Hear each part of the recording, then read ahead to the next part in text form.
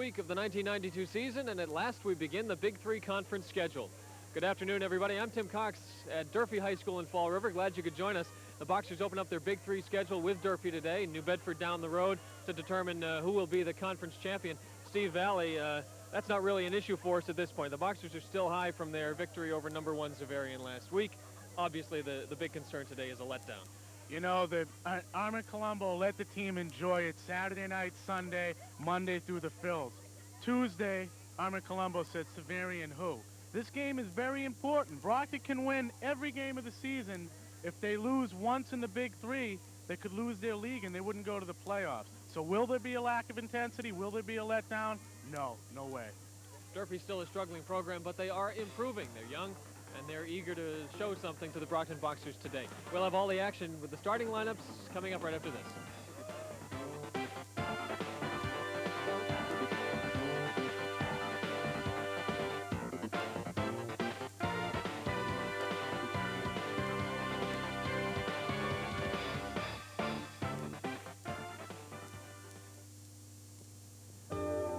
Platelets are the clotting agent in the blood. They are saving lives every day.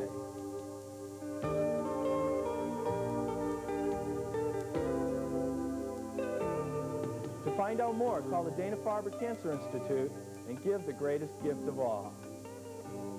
For pre-screen information, call the Dana-Farber Cancer Institute in Boston at area code 617-732-3206.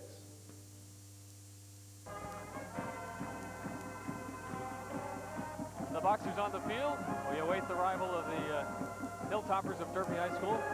Of course, it's always a red and black occasion when these two teams get together. And the Boxers you'd have to say they've survived the toughest part of their schedule. They had some very difficult games early on, the out-of-state opponents, and then teams like Xaverian, St. John's Prep. And now, as we said in the opening, just have to avoid letting up. Every team, as we've seen in the past, gets up for Brockton, wants to play their best against Brockton, and would love nothing more than to knock them off, especially now that they're number 1 in the Eastern Division. That's the truth in any sport, though. When the number 1 team comes to town, the whole city comes alive. Although I think Fall River is still sleeping, but according to the fans on the home side. But in any sport, I mean, we've been in the position of playing Durfee in basketball before. When Durfee's the best team in Eastern Mass, Brockton gets up for it. So Brockton's used to it. Every good football program is used to it, whether it be high school, college, or pro. Boxers in their road whites with the red pants, and Durfee wearing the black jerseys at home as they get set for their first Big Three game as well. They have not yet played New Bedford, so no one has opened up their Big Three schedule. Boxers will meet New Bedford a couple of weeks down the road. The final game before the Thanksgiving matchup with Weymouth. We'll pair up those two schools, and New Bedford improving as well. They struggled early on in their schedule, were ranked in preseason, but then lost a couple of games early on, but New Bedford has bounced back a bit to show that they've got some talent. So the Boxers certainly cannot take these Big Three games lightly. Starting today, Lucian Belanger out at the center of the field for the coin toss with the captains from Durfee. Let's listen in. You cannot change the money. Ask me to repeat it, okay? If you don't understand it, it's an obvious one I won't even give you. Number 2, it's captain. Keep your teammates in line. Let's have a good, hard, clean game of football. Agreed? Okay, want to call $20 from the air? Drop it, I'll repeat it. Heads he called. Tail, captain will be chased. Sorry, receive. Make you send this door. Hey, one or the other. You want to receive, is that what you're saying? No, you want to go on. Win it, right. Are you saying that you want to choose in the second half? Yeah. Oh, okay. One will toss second half option. Okay? Wait a minute. Okay. Which goal do you want to kick for? Back over. Right.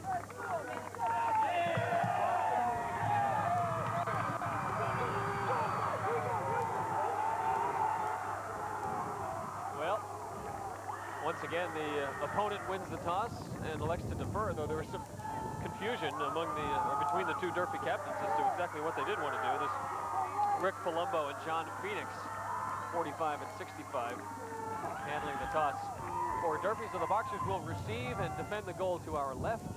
Durfee will be to our right, kicking off as we start this one. but first we'll pause for our national anthem.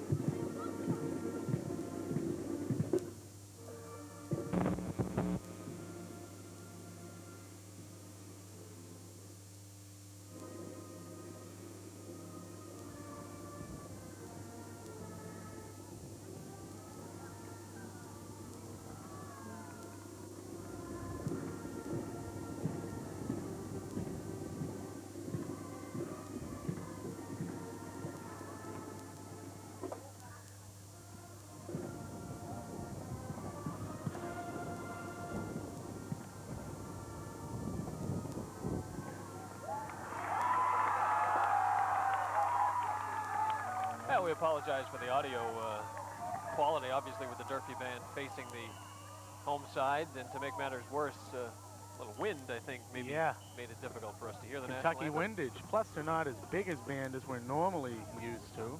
Well, we got a big band right in front of us. You're about to hear them as well. And Tim, when they were playing the fight song, and here they go again, we might have problems hearing each other, but don't stop talking. We'll get through this.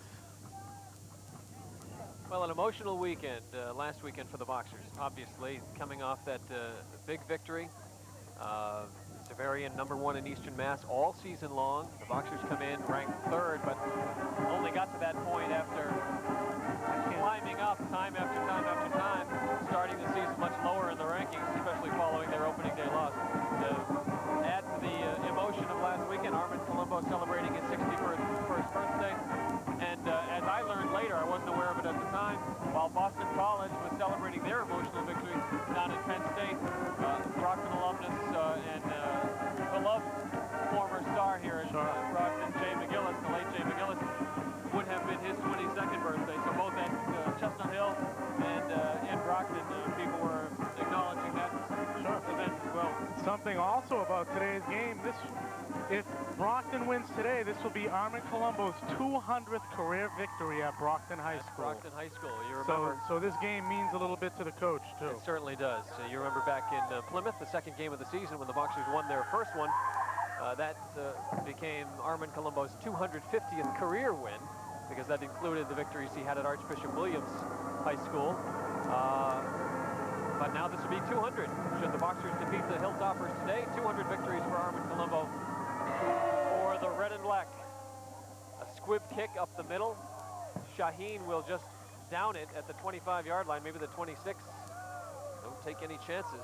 Once again, of course, this season dedicated for the Brockton Boxers to the memory of Jay McGillis. All of the Boxers wearing the number 31 on the backs of their helmets. The banner hung at Marciano Stadium. And it's also dedicated to Jay at Boston College. So all of us in the local area hoping that things continue the way they've gone for both teams throughout the season in honor of a fine, fine young man. As we get underway here, the Boxers starting off in their first drive at the 25-yard line. Mike Shaheen is your quarterback. We'll check the lineups for you in just a moment as Jason Mosley goes in motion, and the pitch to Michael Bourne, racing for the outside and sprinting for first down yardage. Get Bourne, used to it. Off on the right foot. Looking at the size of the Durfee line, I think we'll have some big holes opened up for the Boxers as we can check the opening lineups for you and see who's got whom. We got the Boxers sticking with their basic lineup, and Durfee, as we mentioned, well, we're a little bit of a size technical difficulties. We're going to take a look at this run. Well, maybe we won't. We're running short on time. No changes in Brockton, although Mike Bourne was getting his right shoulder taped up before the game. We'll keep an eye on that. This is Captain Belanger for you. Out across the 45 to the 47-yard line. It'll be second down from there and about 5 to go. Durfee 1-4 this year. they've been able to put some points on the board. Bob Bogan's in his 3rd year, and he's trying to build up a program that's been dead for about 40 years, as he's put it. Everybody knows what the big sport in this town is. Exactly. And it's not football. So he has his work cut out for him, but the numbers have improved over the 3 years. The fake to Belanger, the give to Bourne, and he fights for first down yardage. Second effort. We'll see if they give it to him. It appeared that Mike passed the first down marker, but then got pushed backwards, and they will, in fact, mark him short of the first down by about a yard. I see they asked for volunteers to hold the yard markers on the sidelines, and I see that distinguished member of the Boxer administration carrying the chains out there now. You get a view of Tom Pileski. And I think director. he knows what he's doing there. Tim, He's more familiar. about Durfee 1 and 4. Here's As you see the Brockton lineup. High School offensive line. No changes there. They've been outstanding. They continue to be outstanding, and they will be outstanding for the remainder of the year. Mike Bourne, his shoulder was getting taped up, maybe a bruise. In talking to Coach Dave Foraker, didn't seem to think it was too serious. In fact, Foraker didn't even know what happened, so maybe just yesterday or the day before. Third down and short for the Boxers, as the chains indicated that Bourne had not quite made it, but Shaheen has little difficulty pulling ahead for the necessary yardage. Shaheen carrying the ball more and more with each week, and doing the job. Always seems to get about 3 yards more than they need.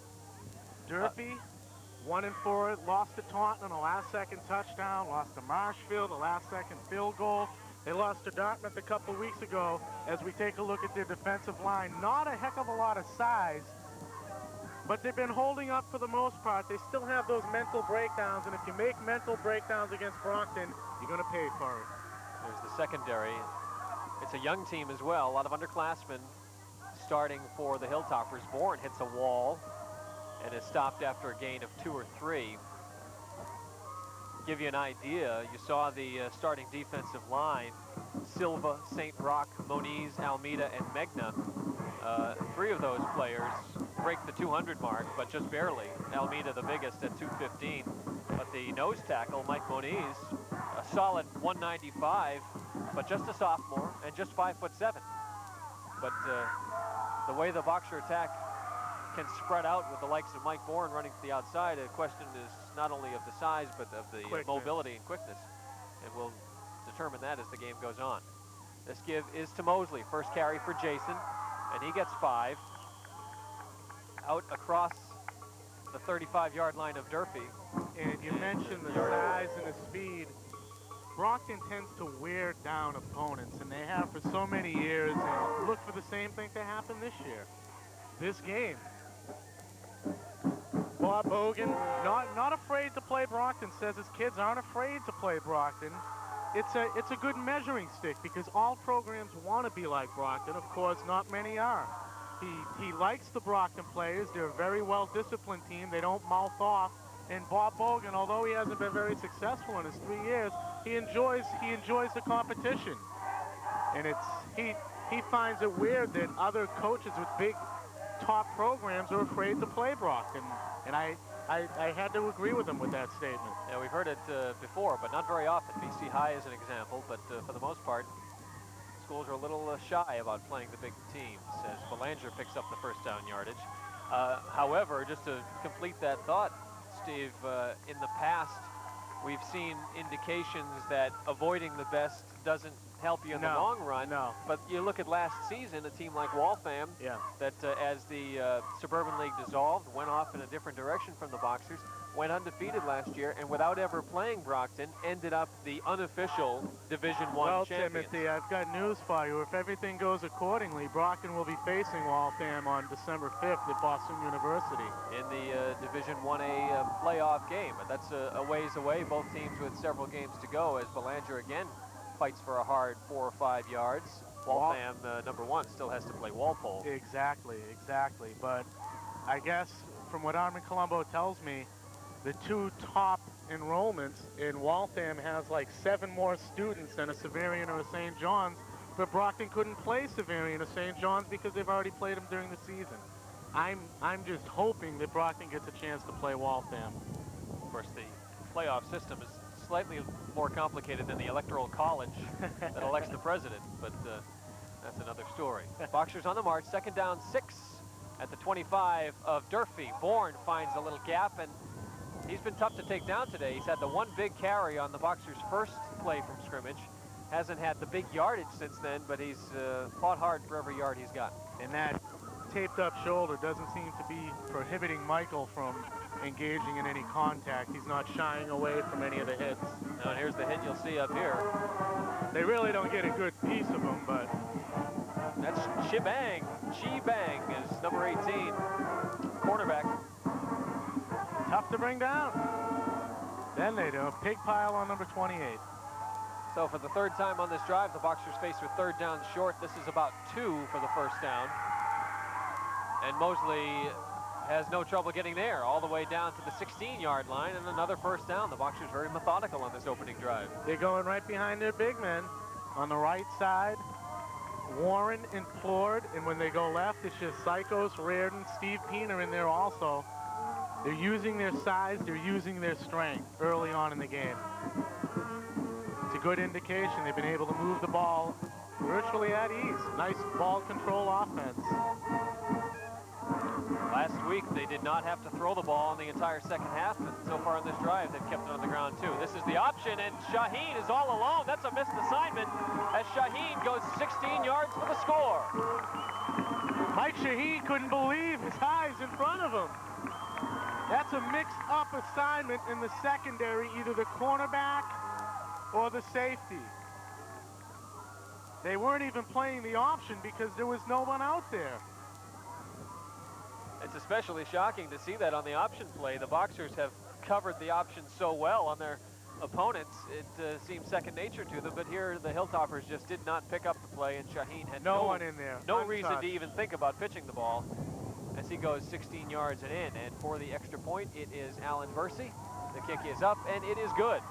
Bursey with some wind trouble last week that became an issue as he missed a couple of extra points, and Zavarian picked up a couple of 2-pointers. But he's good on this one. 5:27 to go. 1st quarter. Boxers on the board on their opening drive. And that, my friends, will put us over the $500 mark in the Cape Cod Cafe Dollars for Points program. $4 for every point scored by the Boxers during our telecast puts us up to $512 contributed from the Cape Cod Cafe into the General Athletic Fund at Brockton High School. Thanks again to Jim Tamoulis and the folks at the COD for that fine program. And we remind you that at the conclusion of this game, we'll be selecting our Cape Cod Cafe MVP.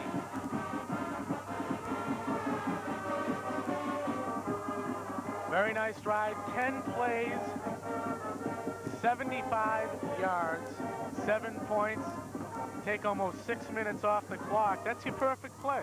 I mean, your perfect drive. Nothing spectacular about it. No, Bourne's nothing first at all. carry was a big gainer, and Shaheen gets 16 on the keeper to finish the drive, but in between it was just straight ahead, 5-6 yards at a time. They had 3rd down carries and converted those, and they eat up about half of the 1st quarter, put 7 points on the board, and give Durfee their first shot at it now.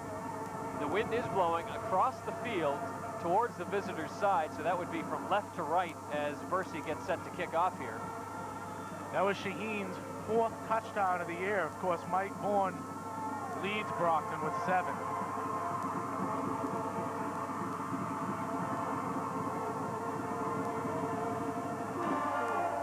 Bursey's kick, a line drive in the direction of Kevin Costa, number 4, across the 20, and Costa run out of bounds near the 30-yard line. That's where Durfee will begin their opening drive. Avoiding all hits in the action.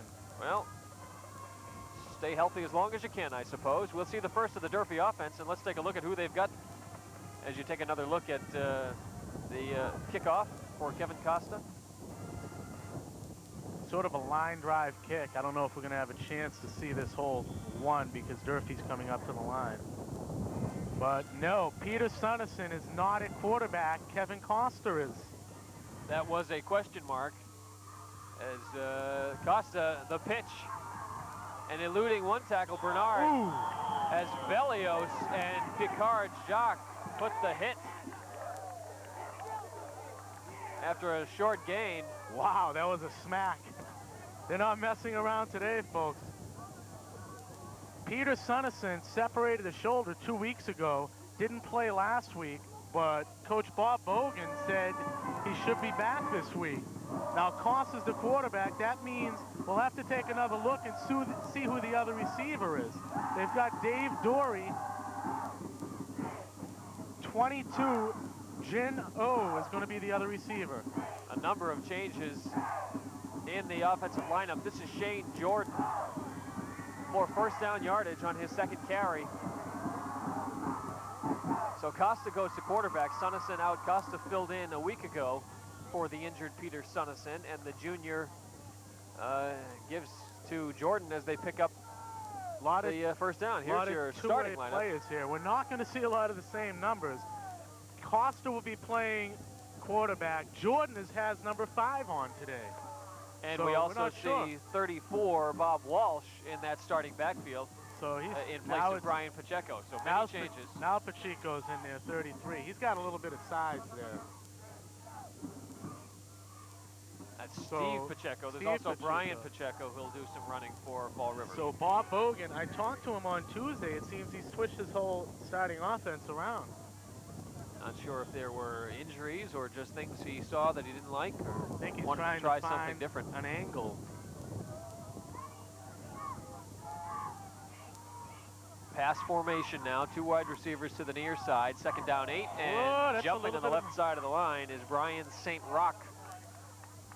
Right on Craig Bernard, and Bernard let him know that he jumped a little bit too early. That'll bring up second down 13 for the Hilltoppers as St. Rock gets over eager from the left tackle spot. There's a football name. You know, it seems we have one every week. Well, St. Rock. I was thinking during the week that if you got a guy named St. Rock, you put him on the line, right? Absolutely. And if you got a guy named Bang, you put him at quarterback. Sure. And so in that respect, Durfee's in pretty good shape. Costa with the play action, and his pass downfield will be well out of the reach of tight end Mark Megna. You know, in watching Costa warm up, Durfee receivers weren't catching a lot of balls in warm-up, so you take that, plus with the pressure of Brockton defenders, Durfee could be in for a long day if they wish to go through the air. The wind had an impact There's the Brockton on the passing game. defensive backfield. You won't see any changes there. Maybe some subs. Dan Reardon coming out, Larry Stroud coming in. And Bourne will be in and out of there all day long. Semper, Jacques, and Landers, the deep men right now. Belanger to blitz, right on Costa on the pitch. Jordan is hitting the backfield, and Larry Stroud gets the tackle, but Lucien Belanger should get credit for shaking up that play. He blitzed, he picked up Costa. Costa with the presence of mind to pitch the ball away, but Jordan was boxed in by Larry Stroud, and that'll bring in the punter for the Hilltoppers. Here's Stroud, but it was Belanger to the left, getting the quarterback, Costa. Again, even if Jordan got anywhere around him, Pat Bellios was there to pick him up from the outside. So nice penetration. We usually see Craig Bernard in that position there. Now this should be interesting. Fourth down 20. This could be a reverse punt here. Mike Moniz, Into the wind.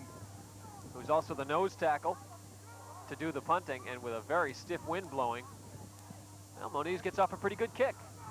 It'll be, Nice Bourne bounce. will stay away from it as it gets a good hop. Megna will down it at the 27-yard line of Brockton. So pretty good job by Mike Moniz. Doesn't look like your Against the ideal wind. punter, but he did the job. Brockton, nice defensive stand. Although Durfee, it hasn't been a problem for Durfee to put points on the board this year. They're just mental breakdowns. They're a very young team. Their freshman program is doing very well this year, their JV program. So what they have to do, they have to breed these kids. Pop Warner in Fall River just started 3 or 4 years ago. Brockton's had it for about 50 years. That's where you get your talent from. Mosley in motion on first down at the 27. And the keeper again for Shaheen. Finally, he's picked up by the secondary, but Mike gets close to first down yardage. Megna came from the other side with Costa to take him down, but it is a first down. Durfee's giving the option too much respect. They're afraid to commit. Shaheen, 3 rushes, 29 yards. They're afraid to commit on Shaheen because they're keying too much on Bourne. And Shaheen sees nothing but real estate in front of him. He says, hey, Why chance a turnover when I can pick up the first down? He does at the 38-yard line. And the Boxers continue to keep the ball on the ground with good reason and with much success. This is Belanger. Instead of straight ahead, he goes to the right side this time. One of the few times you're going to see Lucian Belanger actually look outside. I think he likes to take hits and going inside. Pacheco and Costa with Megna on the tackle. Well, you talk about the late arrival of Pop Warner football in this town. You're talking about a cultural line that is being crossed here. And you can look at two things to determine that. You look at this Durfee lineup: Costa, Pacheco, Almeida, Moniz. This is a very heavy Portuguese population in this area. Soccer is huge here. And you only need look behind us to see that as Bourne goes, and no flags. Bourne will go the distance. 56 yards for the score. Like an explosion out of the backfield. He was past everyone before Durfee even turned their heads. Wow. Mike Bourne, 5 rushes, 73 yards, I believe. Watch this. Beautiful fakes, and by the time Bourne's in the backfield, he's gone. He's gone. Makes one cut to the middle, not a hand laid on him. Well, that's the speed of Bourne, but it's also that fine offensive line of Brockton opening up the big holes with their big size advantage. And exactly 4 minutes after the Shaheen touchdown, the Boxers are back on the board as Percy's kick goes wide to the right. So it will remain 13-0. But Bourne going 56 yards for the score. And with that, we'll throw some more dollars into the Boxer Athletic Fund from the Cape Cod Cafe. That'll bring us up to $536 on the season as the Boxers get 24 more on the touchdown by Bourne. Mike Bourne again having a huge day. Another, well, that drive wasn't as long, but you knew if it had to be, it could be. It only took about a minute and a half off the clock. Bourne, 77 yards rushing. I mean, he had about 100 in the first half last week. He just exploded. 737 yards coming into today's ball game. He could reach 1,000 today from the looks of it. That was a quick drive, but it was also 73 yards. The Boxers started at their 27. Shaheen got to the 38. They advanced from there on Belanger's carry to the 44, and Mike Bourne in one fell swoop took them the rest of the way. Mike Bourne with his 8th touchdown of the year. He came in to today's game with a 7.4 running average per run. That's unheard of.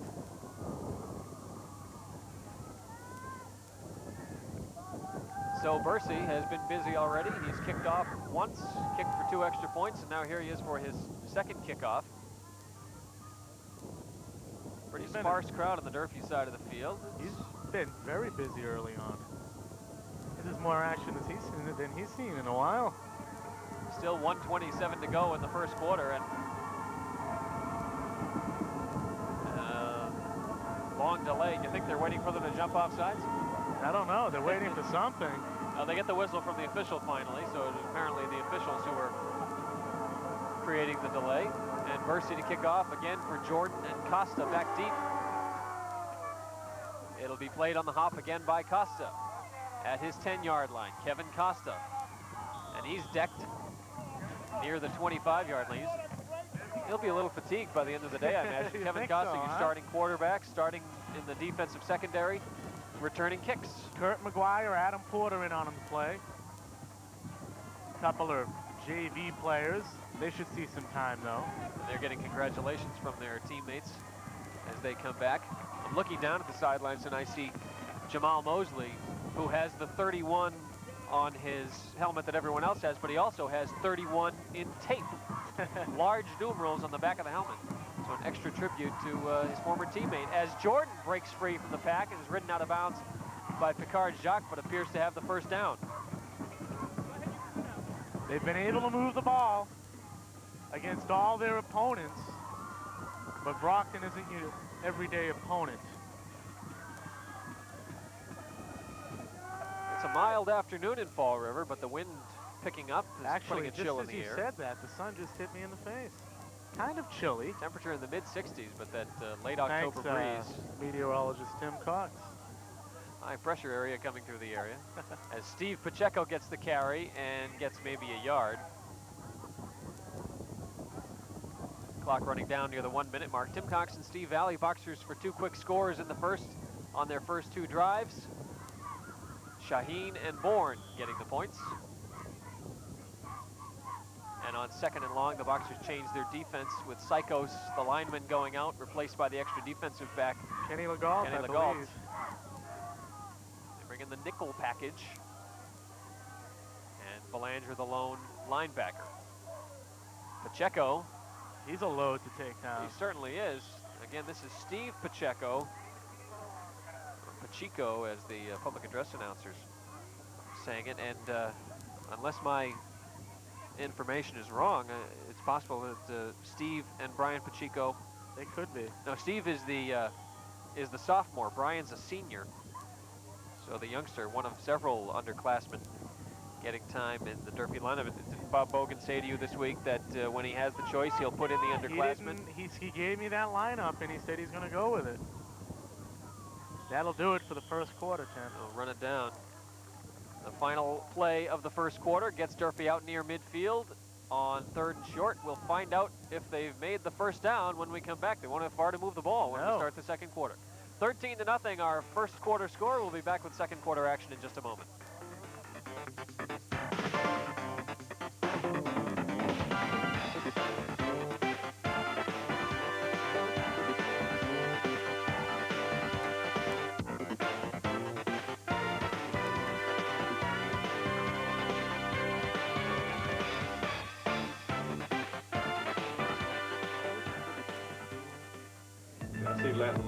If it's going to happen for you, it's because you make it happen. Radio check, 3666, 7 miles northeast with the cardiac. The answer could be an Air Force ROTC scholarship. You'll get an education and the training to become an Air Force officer. With an Air Force ROTC scholarship, you can go as far as your talent and drive take you. Aim high, Air Force. The Boxer cheerleaders dancing along with the Boxer band. As we get set to start the second quarter, and a look down the bench. The standing bench. I don't know if a bench could hold all that weight. Some big boys on the Brockton sideline. Yes, indeed.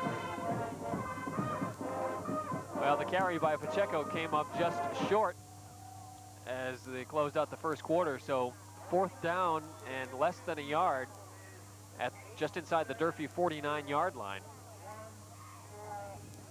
And it appears that Bob Bogan will go for it here. He's got nothing to lose. Except field position. Boxers, if they stop, no. That's illegal procedure, and they didn't get a call. No one called it. Wow. The ball was snapped. Nobody moved. And finally, Costa leaned forward to pick up the first down, but something was not quite right there. I'd like to see that replay, because it just seemed Brockton hesitated for a second. Wow. Maybe it was just excellent execution. Yeah, that's what it probably is. The center. Because no one moved before the ball. Quick. Yeah, no one moved before the ball. It seemed like he was the quickest, but it works. They're right at midfield. As center Justin Carrero did a great job that time. Durfee picks up their second first down of this drive. Jordan sprints over the left side. Dan Reardon wraps him up after a gain of just about 2. Jordan showing that he has some speed also. Very quick. As soon as he gets the ball, he gets those legs moving. Good back so far. Durfee on their second possession got nowhere the first time around, but this time they're able to move the ball. Trailing by 13. Psychos comes out again. 2nd and 9, so the Boxers look for the pass, bring in the extra defensive back. Legault. This time Jordan over the right side gets about 2 and gets a little extra shove from Lucian Belanger after the play. Really don't see Lucian do that too often. Again, passing situation. He's got the wind behind his back, but with this wind, I don't know if I'd want to throw it into it. I mean, you throw a little screen, it could carry 30 yards downfield. It's like it's going north-south, so wind is blowing north off the water. 3rd down 6 at the Brockton 46. Slow developing play as Costa goes play action, and there's Troy Semper, the only one there. So, Steve, in fact, you called it a dangerous play with the wind. No matter which direction it's blowing, it interrupts the rhythm of the pass game, and Semper comes up with a boxer interception. That was a timing pattern, and Silver really didn't run that pattern too well. You're supposed to be somewhere at the correct time. Ball wasn't overthrown. It was a nicely thrown ball. Just a bad job on the receiver's end.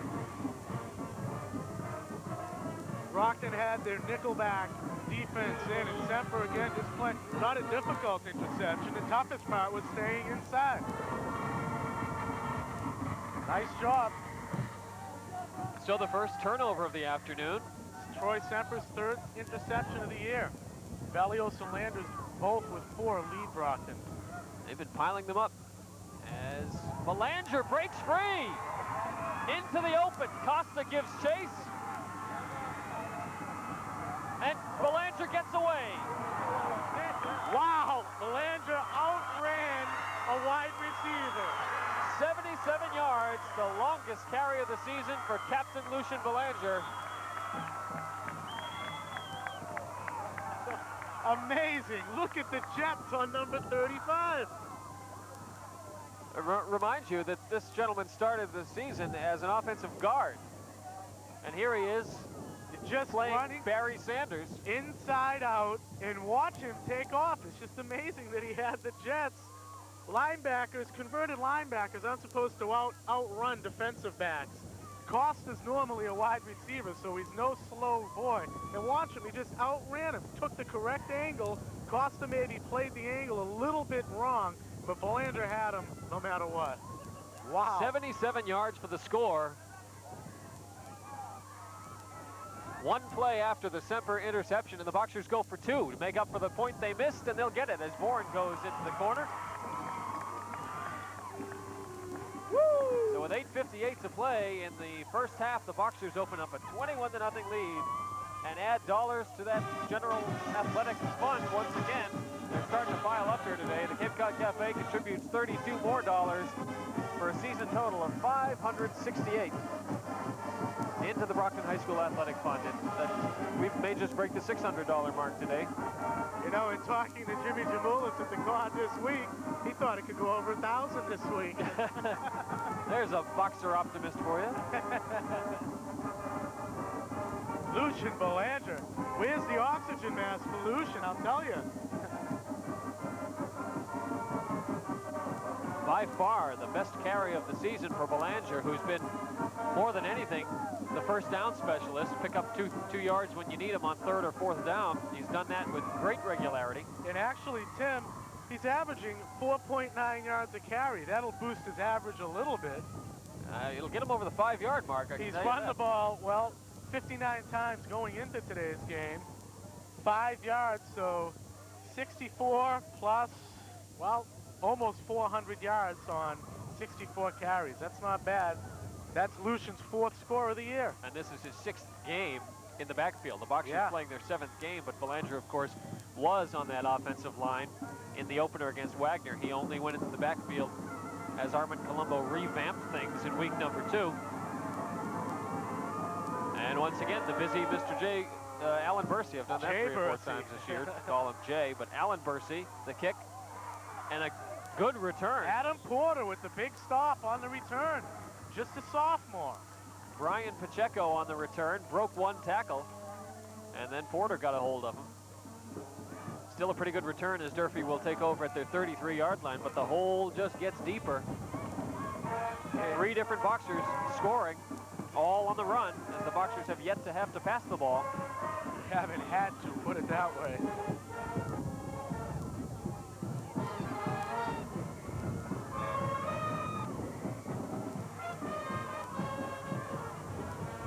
I I just don't see it getting a heck of a lot better for Durfee, Tim. Well, this is something of a ritual when these two teams get together, that the Boxers make it an unpleasant afternoon for the Hilltoppers, and here it gets a little worse as Brent Warren and Jason Persampieri. But the big play right there, Brent Warren threw off David Almeida, number 68, played off the tackle, and then quick footwork, he made the tackle. Now watch 56 right there. Watch him play off Almeida. He ends up making the tackle right there. Nice job by Brent Warren.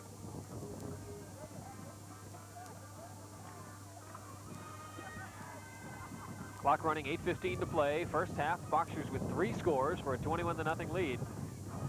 And every play has been on the ground thus far. Costa keeps the option this time and runs into Bernard, but gets about 7 yards before he's brought down by Craig Bernard. That's the first time I can recall seeing an option play where Craig Bernard was not in the backfield. He still made the tackle. A little bit lackadaisical. Don't forget, we'll be selecting the Cape Cod Cafe Most Valuable Player at the conclusion of today's game. Mike Bourne took the honors a week ago for his 185-yard performance against the #1 Zavarian Hawks. 3rd down 3 from the 40-yard line. Costa the give to Pacheco. I'm not sure if he wait on that, and we'll have to wait on the first down indication. Could be in the spot. Yeah, the referee is going to give it to him. We're sort of at a diagonal look at it, and they've been able to move the ball at times against Brockton. They've got a few first downs.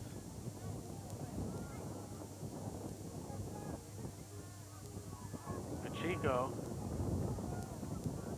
Belanger tried to one-arm him. Actually, is that... I think it might have been Scott Marchand, 39, who checked in. So Bob Bogan continues to shuttle players in and out for this Durfee team. Another carry to the left side. Now that's 36, Dan Medeiros. I believe so. Doesn't help matters, not to make excuses, but it doesn't help matters that their numbers are very difficult to read. The red numerals with the white trim on the black jerseys. Just thought you might like to know. Gain of 2 on the play, 2nd down 8 at the 45. And again, the nickel package in for the Boxers. Costa has not had any luck throwing the ball. His last pass was intercepted by Troy Semper, so they go to the option, but Costa wants to run with it. A flag goes down as Picard Jacques, actually Stroud, will get the tackle of Costa short of the first down marker. He got a hold on Durfee, really away from the ball. I didn't see, Costa was out there alone in front. I didn't see the hold, to tell you the truth. That is the call, Steve, so that'll give the Boxers a choice, and it appears Billy Devon's indicating to take the penalty and move them back. It would be 3rd down and maybe 4 if they were to refuse the penalty, but the Boxers will take it and move Durfee back beyond their own 40-yard line. What a wonderful job Billy Devon's done with his Brockton High School defense.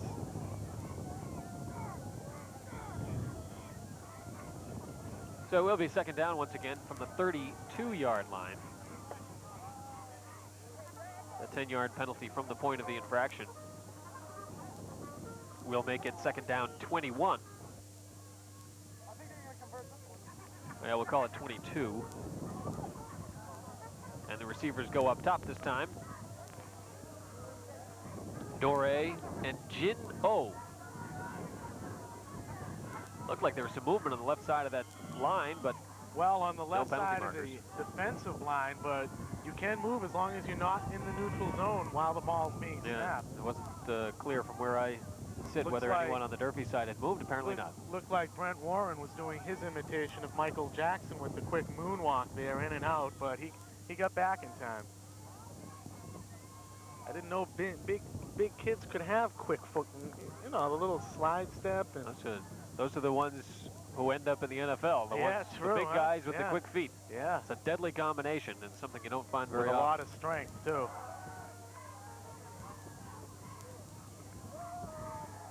Costa rolling out to the right side under pressure and just throws it away. That's got to be a penalty. That's got to be intentional grounding because there was nothing but white shirts there. Kenny Legault pleading his case to the official because there was no receiver anywhere in the vicinity.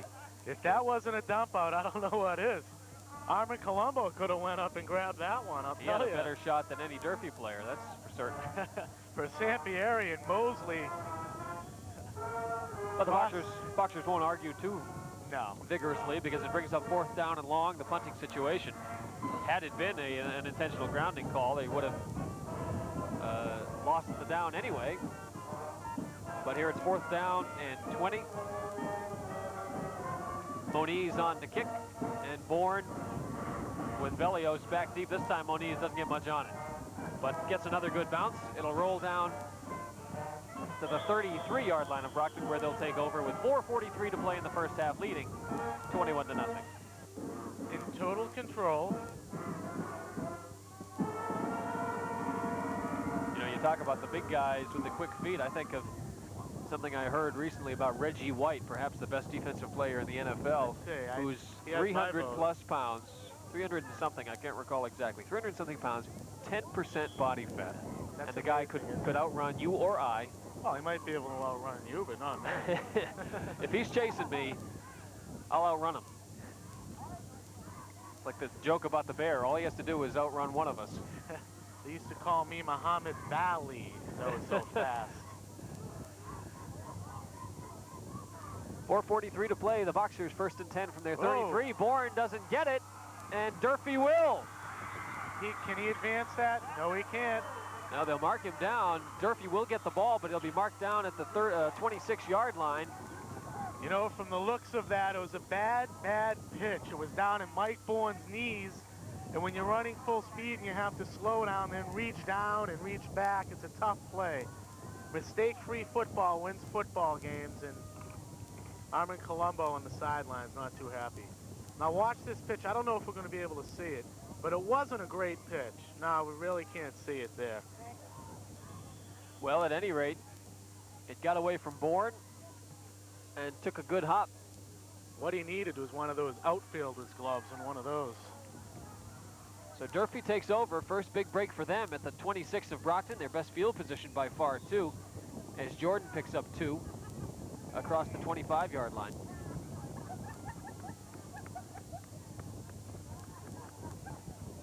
Very tough to score on Brockton inside the red zone. They just get so tough down there. Well, the Boxers, as successful as they've been over the past 5 weeks, including their victory last week, have not played mistake-free. They've had their share of penalties and turnovers. Well, do you remember what I said was the key to last week's second half? Mistake-free football. It wasn't. It was close. When they don't turn it over, they blow teams out. Costa keeps it again as Velios indicated he'd go for the pitch man. Mosley runs Costa out of bounds. That's one thing about this field, is about 6 feet from the field to the track. In talking to Skippy Karam, that's one thing he doesn't like about this stadium. Really got a nice facility here, more so than Severian. It's a big school. Beautiful complex here.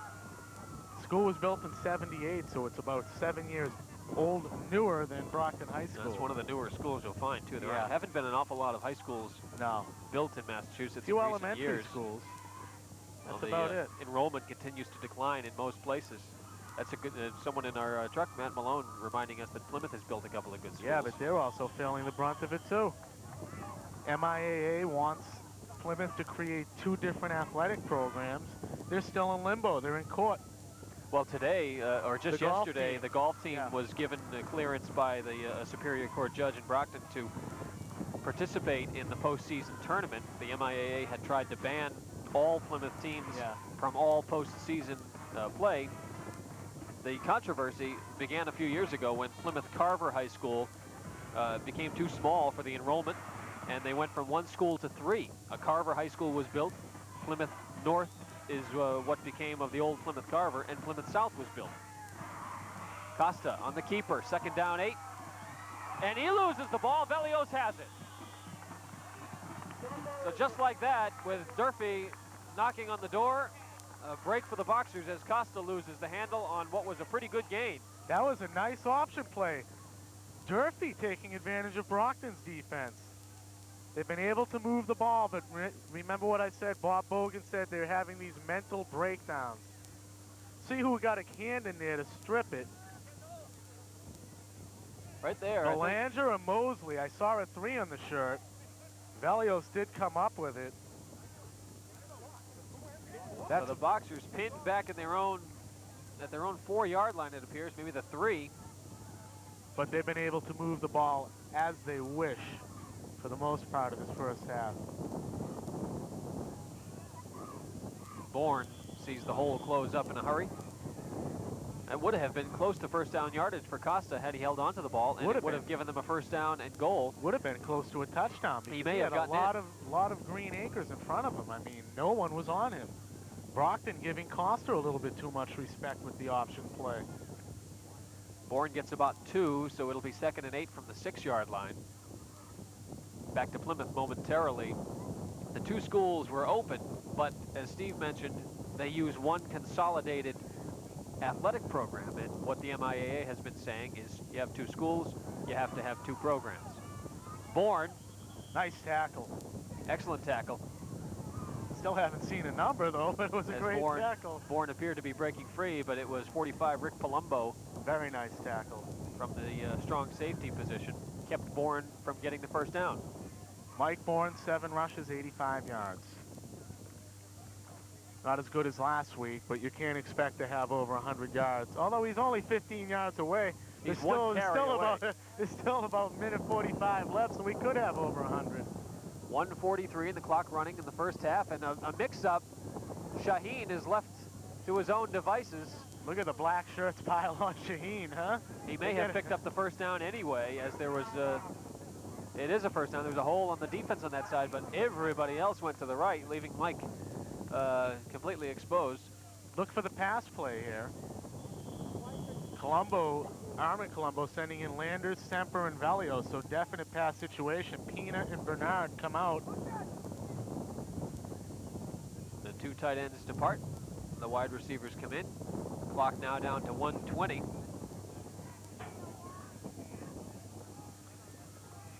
Let's see what Armin Colombo has up his sleeve. 1st and 10 at the 15, and again, Shaheen in trouble, gets away, throws it to Mosley on the far side of the field, and Mosley will make something out of this after all. Sure does. Credit Mike Shaheen. You know, Armin Colombo is talking to Michael Bourne. He's supposed to be the outlet receiver, and he didn't get open. Mike Shaheen was looking at Bourne. He didn't break away. He didn't find the hole, the seam. That's what made Mike Shaheen turn around and look the other way. Luckily, Mosley was all alone over there and picked up a sizable pickup, good enough for another first down. The experience of Shaheen showing, I submit to you that had that same play happened in week 1 of this season, would have been sacked. We may have had a sack, a turnover, a badly thrown ball. As Bourne, a flag goes down. It appears that Velios will be tagged for a penalty as he picked up Jin O, and that is the indication. A nice run by Bourne will be called back. That would have gave Mike a century mark in the first half that we were just talking about. Velios tagged for holding, so it'll come back plus 10 yards. 24 seconds left. You got to wonder if Armin Colombo will just sit on it. He's leading by 3 touchdowns. Nice run by Michael. You see the end of it here, and don't see the Velios penalty. Now 20 seconds. The clock will run even if the Boxers thought about the quick strike. The wind is blowing against Shaheen, and they wouldn't get much anything on it anyway. Yeah, that'll be it right there. They'll just let it wind down and be content with their 21-point lead. Let Vinnie McCrean take over with his band, I guess. So the Boxers striking on their first 3 possessions. Touchdowns by Shaheen, Bourne, and Belanger, giving them a comfortable 21-0 lead at halftime here in Fall River. When we come back, the Boxer band will take the field and entertain the crowd for you and entertain you as well. Stay with us. We'll be back with the halftime show in just a moment.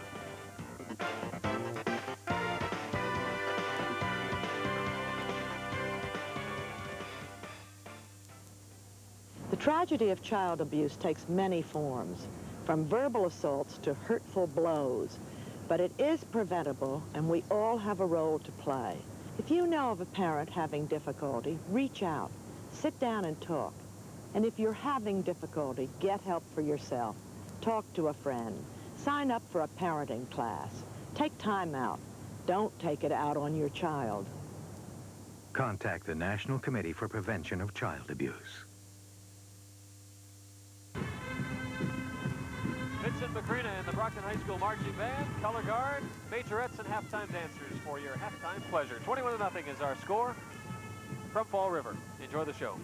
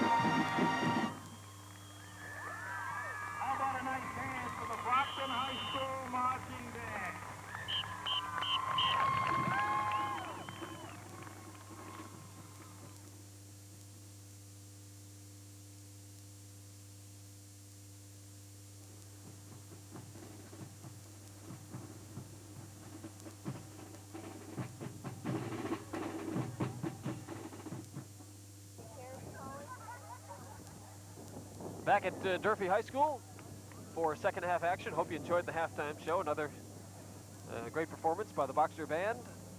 Halftime dancers, color guard, majorettes. And equal to the task were the Boxer football players today. They both put on great performances in their first appearance. Boxers with 3 scores with a 21-0 lead and really controlling the action. Only the 1 turnover made things a little hairy for a while there. Otherwise, the Boxers have been in command. Total command.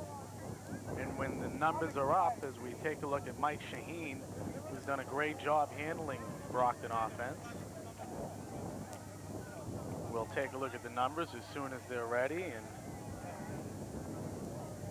let's check these out right here. I think you're going to be surprised to see the total number of yards. Look at this right here. 223 yards on the ground. That's just amazing for one half of football. Most teams are happy with that for an entire game. The only down point on Brockton's side is the turnover. Mistake-free football, that's what wins football games. You see the 12 yards passing. That was the screen pass to Mosley where Shaheen rolled left, got into trouble, found Mosley on the weak side and made something out of nothing. So the Boxers kicking off. Recall that Durfee won the toss and deferred to open the game. Pacheco on the return to the 25 and stacked up there by Picard Jacques and Jason Mosley. I think also in on the action a little bit there was Peter DeJulius. Certainly was close to the pile as things came to a close. So we start the second half. Durfee taking over, looking for the right combination to get some points on the board. That's easier said than done. Well, when Bob Bogan talks about liking to play Brockton, liking the challenge, and seeing his players play against the best, you have to figure by this point in the game, even if they were thinking upset on the Milton over Walpole proportions, by now they know that that's the longest of long shots. Now a quarterback change. Neil Dankovich is now playing quarterback. Peter Sunnison was the starter, went out a couple weeks ago, went out with a separated shoulder. Costa started the first half. Now Dankovich, number 14, is starting at quarterback. Dankovich, just a sophomore, 5'11", 150 pounds, number 14. So perhaps getting his first varsity action. We don't know that for sure, but certainly a youngster at as a member of the class of 95.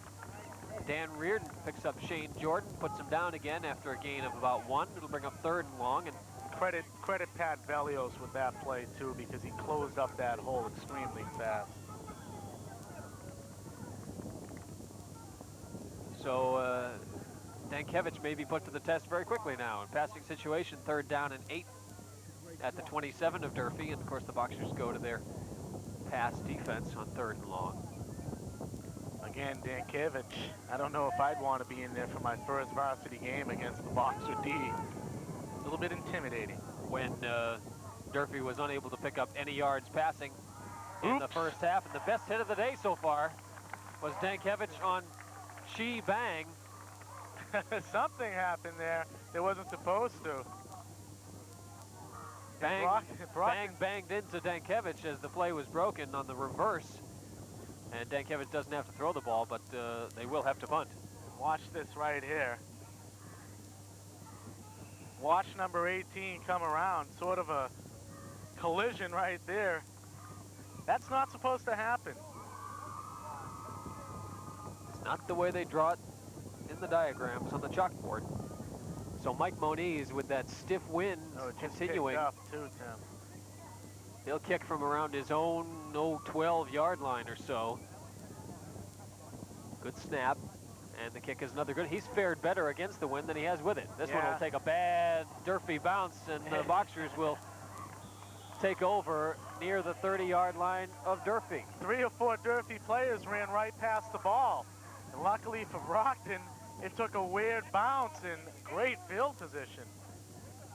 Moniz is getting a good foot in there, but the wind did come into play on that one. It sort of stuck up there and did a U-turn. Really have to try to keep the ball low when you're fighting this kind of wind. So with 8:31 to play in the third quarter, the Boxers take over at the 34-yard line of Durfee, leading 21-0. Touchdowns by Mike Shaheen, Mike Bourne, and Lucian Belanger in the first half. And this is Belanger, who went 77 yards for the score, and now he wants to go 34. No penalty markers, touchdown Belanger. He's a happy young man right there. All right, how's about that? 2 carries, Belanger's got over 100 yards. 6 rushes, 111 yards. 130 yards, check that. I was going to say, it's 111 if you take the 2 touchdowns together. Watch this one right here. Nice job in the offensive line. Lucian picking his hole. Look at that offensive line. Pena involved there. Then it's all just Lucian. And he showed in the first half that he had the speed to outrun defensive backs. Didn't need that speed this time, but he had enough speed to get 6 points. So Belanger, his second score of the day, both have been big carries, 77 yards for the third touchdown and 34 yards on the second. And adding injury to insult, it is Mike Megna, the starting tight end, who also is in on defense at the defensive end spot, and he came up limping as he went after the backfield, got penetration, watched Belanger go by, and then got tangled up there and maybe hurt a knee or an ankle. Now that goal line's been a familiar place for the Boxers today. The lead is 27-0 as Megna is helped off the field. His left knee, it looks like. Hopefully he'll be all right. Gets a boost from Adrian Coleman and Joe Martino, teammates, hoping that Mark Megna turns out to be okay. Looks like it could be serious, though. They're not letting him put any weight on it. So Bursey again for the kick.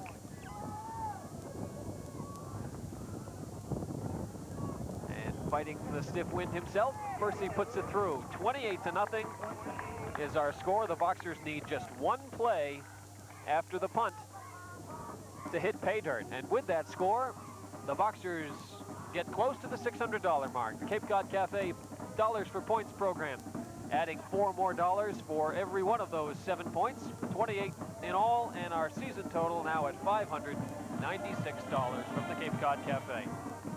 Tim, certainly no drop-off in intensity. Armin Colombo wasn't even thinking about a letdown of intensity because these games are very important. You lose one game in the Big Three, Brockton could go 8-2, be #1 in the state, and still they couldn't make the Super Bowl. That would be a shame. It's a double-edged sword, this Big Three conference. You know, you only have to win 1 or 2 games to get into the playoffs and become league champions, but you know that if you lose 1, you've got a tough hill to climb. You also have to have a better than 500 record, so a lot of different things come into play.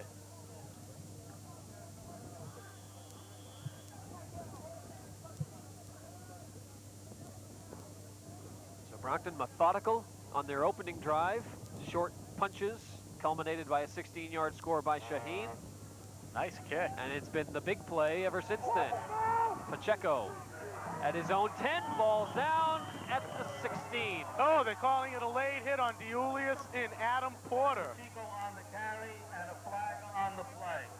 A couple of the shock troopers in to put the hit on Pacheco. I thought perhaps when I saw them lunge that they thought that Pacheco had lost the ball. But and they were going let up. If they went in full force, you could tell both of them did let up. A little now watch this. Over-aggressive mistake. He is down when he cuts. Nothing happening right there. Tries to come back and slips. You see Adam Porter, number 47, right there. Maybe, but they did let up. They could have. It's also it's not a bad it's call. It's a mistake though. of inexperience. Yeah, it's not a bad call. The 2 youngsters maybe not very realizing that he's down by contact. It's not the worst thing that could happen. So the 15-yard penalty is marched off, and Dankevich leads the charge out for the Hilltoppers. Bunch of white shirts on the runner. Jason Presampieri, the first on. Not sure who did run it, maybe Pacheco. gain of about 3. No, it's Shane Jordan. Now we'll call it a gain of 2, just out to the 34-yard line. Second down, 8 from there. Looking down to the sidelines, Mike Shaheen warming up with Peter Colombo. Maybe Shaheen's going to test his passing arm in Brockton's next series. 5 defensive backs in for the Boxers. Stankiewicz has yet to throw the ball. He keeps it this time, and Mosley wraps him up. Certainly not getting any better for Durfee. Stankiewicz, Costa, Bob Bogan himself could probably play quarterback and nothing would happen. I'm not sure he'd want to, though. I know I wouldn't want to.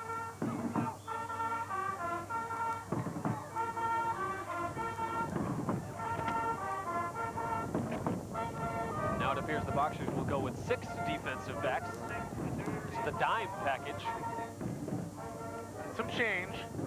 A little pocket change as Larry Stroud checks in, replacing Dan Reardon. Stroud lines up in sort of a defensive end spot, though, so there's still 4 down linemen. And Stankiewicz for his first throw. In and out of the hands of Chi Bang. And a pop by Velios. And Landers in on that, too. Could have been called the late hit. No flag, though. Mr. Bang is getting banged. Getting banged around. He's not a terribly big guy, at only 5'5", 145.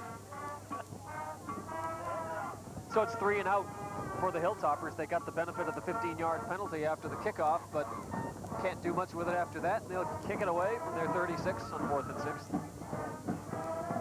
Boxers traveling to Central Massachusetts next Friday night, the night before Halloween, as they go to meet the Blue Devils of Leominster. It's always that time of year when they go up there. It's always kind of spooky playing the Devils that particular week. And this time it's right before Halloween. Another poor punt. Only gets out to the 49 of Durfee. And I sort of wish we could go up to Central Mass and do our production up there, but the new athletic director didn't, well, they couldn't accommodate us. That's how she put it. We've yet to do a complete game coverage at Doyle Field, and Leominster's starting to turn it around a little bit. They're 3-2. They lost their first 2. They are turning it around, so anything could happen in Leominster. It's a very intense atmosphere up there. That bowl-shaped field pit, that makes you feel like you're surrounded, and you are, by avid Leominster fans. And as you speculated, Steve, a passing formation in for Mike Shaheen. Maybe the Boxers thinking get a quick score on the board and bring in the shock troops. Quick pass down the field to Semper for the first down. Scott Marchand on the coverage. I think Marchand is in for the injured Mark Megna. Megna has been put on the golf cart and will be taken away for the dreaded golf cart. Yeah, it's not a place you want to be unless you're on the golf course. Shaheen 2 for 2, 22 yards. So he's perfect so far today. But he's not through. The 3 wide receivers still there, and I bet that's the case here midway through the 3rd quarter. Boxers want to get on the board, give the passing game a little workout. Now Shaheen, the short pass to Landers, cutting across the field, and Landers may go. There's a flag, and Velios will be called for the clip as Landers hits the end zone. It'll come back. Velios knew he did the wrong. Such a pretty play, too. Such a beautiful play. Mike Landers is not happy about it. Would have been his first score of the day.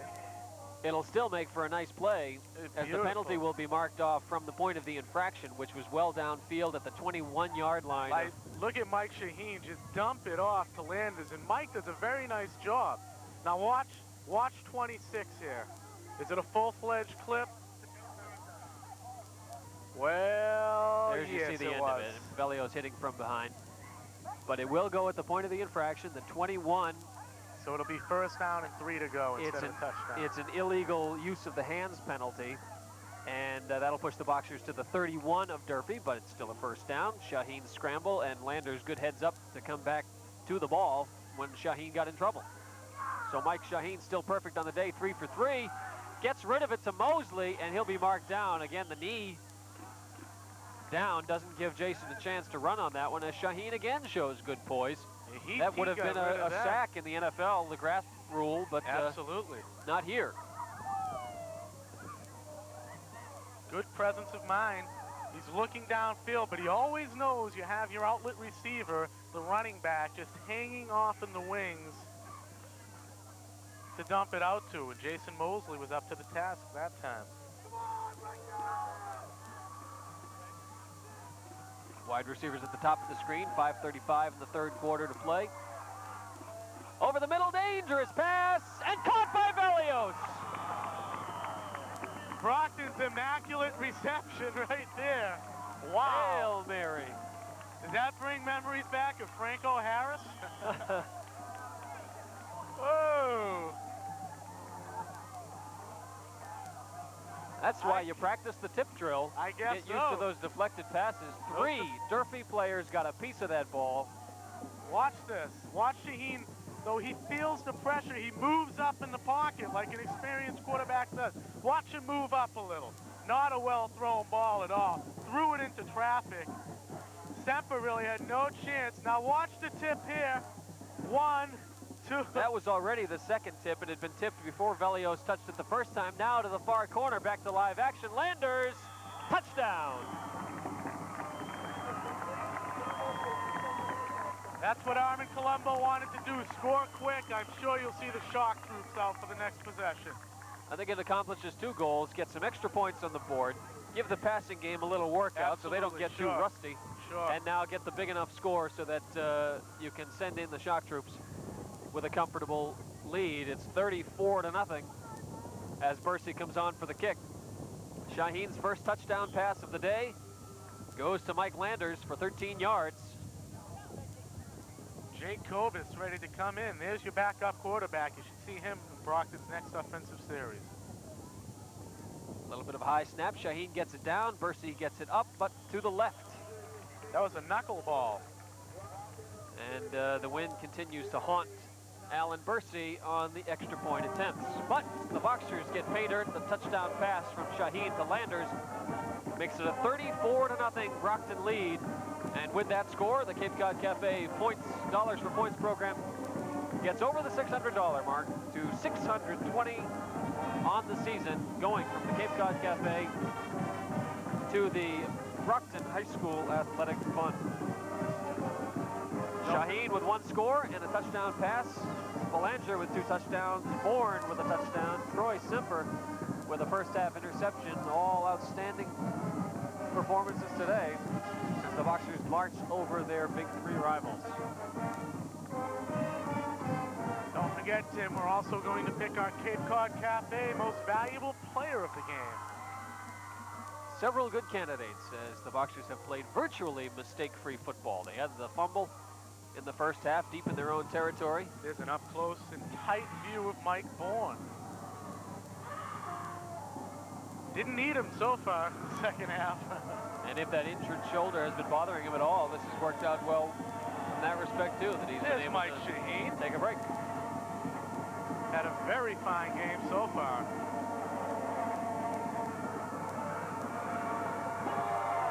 Bursey gets one on a line that bruises Pacheco as he catches that. And Pacheco goes wide right, caught from behind. Pick up the number on that. Someone made a good tackle. Peter Julius came from the second inside man on the right side of the field to make the tackle on the left side of the field. Nice play.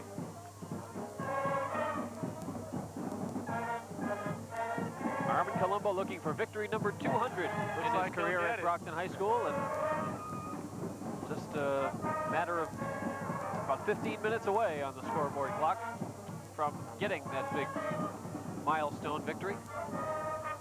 Dankevich, the give up the middle, good for about 4 yards,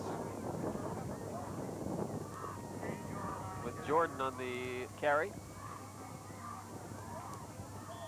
Jordan's shown flashes of talent today, but you can have the best runner in the world, and if the defensive line keeps plugging up the holes or preventing your offensive line from making any, Be a long day. It'll be a long day for any runner.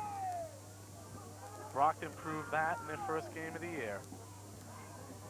34-0 our score. Boxers in command all day long. And coming up close to first down yardage.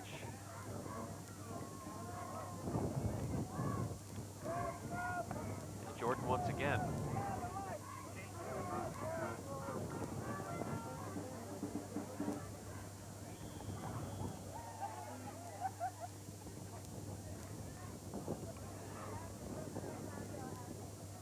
The Boxers with Leominster on the docket next Friday night. They come back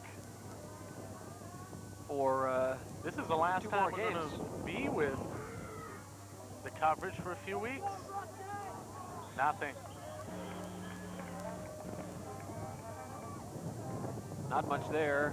We won't get be down back to the 3-minute mark. until November 14th against New Bedford. Brockton has an off week after the Leominster game. Then they'll come back and take on the Whalers in another Big 3 matchup. And then the big game, although it could have been a lot bigger if Weymouth actually won a few games this year. But I'm sure there's still a little revenge on the minds of the Brockton players who were there Absolutely. in last year's thrilling loss to the Wildcats. So Bob Bogan looking to make something happen. We'll go for it on 4th and 2, and Dankevich will lose it. He'll be down as he gathers it in. The Boxers will take over on downs at the 42-yard line of Durfee. So not much going right for the Hilltopper offense today. Yes, this is our last road telecast. The Boxers play their final road game at Leominster, and then the off week, and home for New Bedford and Weymouth, finishing up on Thanksgiving Day. Now, just to give you an idea of the race in the Big 3, this is the first Big 3 matchup. New Bedford and Brockton meeting on the 14th. New Bedford and Durfee, of course, play on Thanksgiving. So it's just a question of who wins in the head-to-head competition. Bourne, if the Boxers keep the first string still in there, and Bourne will go the distance.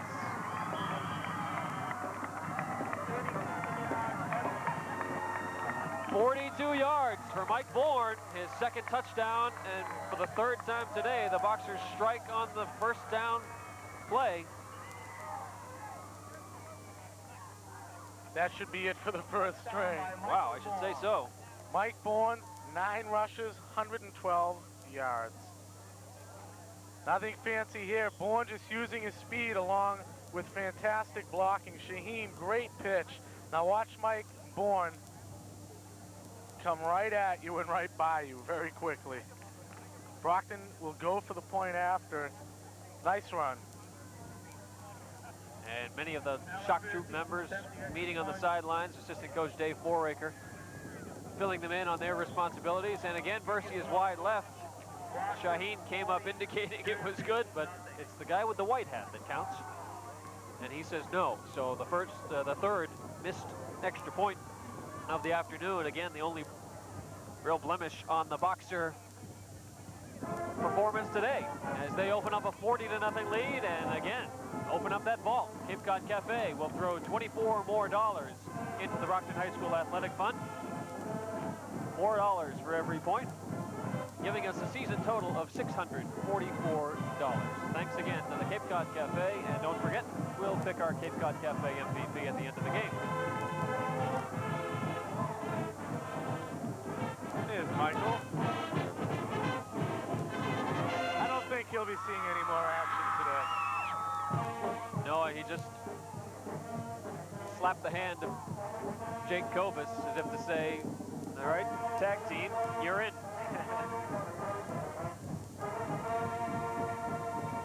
This keeps up, the Boxer band will run out of college fight songs to play. Well, does Massasoit Community College have a fight song? I don't know. That's about where we're at. We've heard Michigan and Notre Dame. How about for Boston? We haven't heard that yet. No, we haven't. 2:16 to play in the 3rd quarter. It's been a long quarter because of so much time spent on extra points and kickoffs. That's right. Again, Pacheco. Adam Porter. And a nice play by Porter. Nice play. Julius over there to help him out. beautiful hit. He's just a sophomore. He should see some time in the offensive backfield too. Now, when Brockton's offense comes back in the field, he's got a big ear-to-ear smile on his face. And getting congratulations from coaches, teammates, and Watch other this. observers on the sideline. This is a textbook tackle. Go Sure for the is. knees. And Pacheco goes down quickly and efficiently. Boxers still with the first line defense for the final 2 minutes, but I think for the fourth quarter we'll see some new numbers, new faces out there, and priceless experience is what they'll get in real game action. Dankevich rolling right. Stroud gives chase. Dankevich gets away, and now it's big Brent Warren closing in, and wisely Dankevich heads for sanctuary. Has 295. I understand that choice. Wow. He saw Velios coming towards him and then looked over the shoulder at 295-pound Brent Warren. You know what I do? I turn around and take the safety. I don't want to meet Brent in those circumstances, I'm telling you. It is just a game after all. Truth be told. A celebratory mood on the Boxer sideline as you see some of the folks warming up. The band has been active. The fans are enjoying it, though it's not exactly a thriller. No, not like last week. And it's still lots of fun when the boys you're rooting for do so well. This is Steve Pacheco. And he hasn't gone down. He didn't go down. Big, strong kid. So it was Brian who was listed in our starting backfield, but he's been returning kicks while his brother Steve does the work in the backfield. Minute and a half to play, third quarter. The Boxers with a 40-0 lead. 3 touchdowns here in the third have opened this up. Shaheen got them on the board 16 yards away at the end of a long, methodical drive. But just check these numbers. The touchdowns since then, 56 yards, 77 yards, 34 yards, a 13-yard pass, and 42 yards. Who says you have to get close to the end zone to get into it? Absolutely not. When you have the explosive hard runners that Brockton has.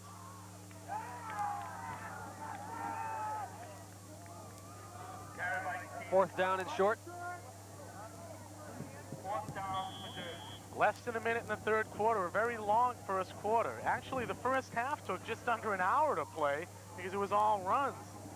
This one, of course, brings memories of last year with Mark Hartzell throwing 30 times a game. Games creeped and crawled by.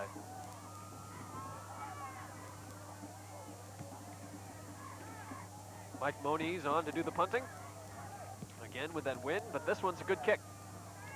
A little bit lower, Velios to give to Bourne, and Mike Bourne still has a little room on that sideline. They'll mark him out of bounds at the 39-yard line. Is he excited? He had nothing there. He took the angle to the sideline and outran every black shirt. Just did step out of bounds at the Durfee 39. He was knocked out of bounds downfield. Would not have been a touchdown, but nevertheless, an exciting return. Now watch this handoff. He's got nothing, folks, nothing at all. Puts on the burst of speed. And he almost broke it for a touchdown. Well, Timothy, as the late, great Charlie Petty said, the shock troops are in. Shock troops are on. Leading the way out of the huddle, Darrell Alexander, who'll snap the ball for quarterback Jake Kobus. Jake, the sophomore. And the pitch around the right side for Corey Montero. Corey from the 39 down across the 30, across the 35. Gain of about 5 yards to the 34-yard line. Mike Delaney, Tye Houston in the Brockton backfield. Try to get some other numbers for you. 72, Sean Perkins in there in the line. Center, Darrell Alexander. 77, Mike Shreve. That should do it for the third quarter, though. Kobus snaps the ball with 5 seconds left, and he'll get thrown down by the nose guard, Moniz. That's a loss on the play, and the end of the quarter. The Boxers hit pay dirt 3 times to extend their lead to 40-0 and turn the game over to the Shock Troops. We'll have the final quarter of action and some new faces out there for you when we come back.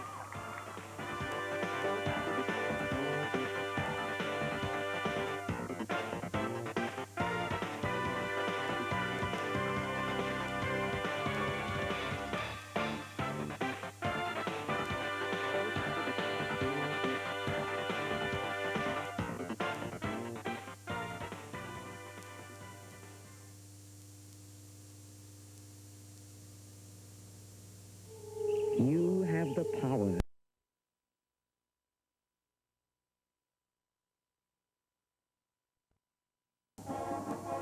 Well, we have no way of checking our viewer numbers, our audience ratings.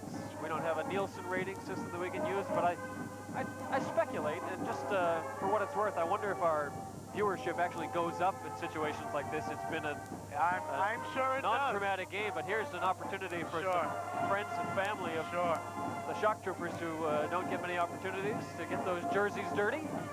They will today, though. Let's see if we can get a few more names in there, too. Hector Sabilon is on that right side of the defensive line. I saw 73 over there. Sean Perkins, 72.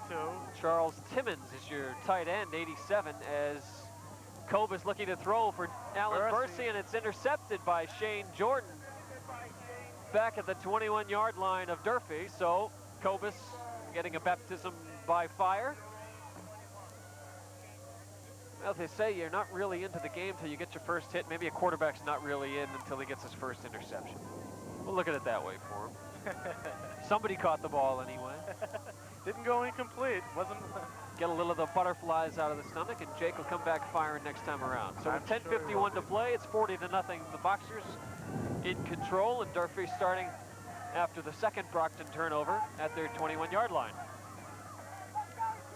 Dave Doré and Chi Bang are the receivers on the right side for quarterback Neil Dankevich. Dankevich likes to roll right and throw left. He's left-handed, picked off, intercepted by 38, Kurt McGuire. And it's the revenge of the shock troopers. McGuire getting it back for Jake Cobus and his teammates. And the second interception of the day for Brockton. McGuire made a nice hit on a kickoff earlier in the game. This is much bigger in his mind.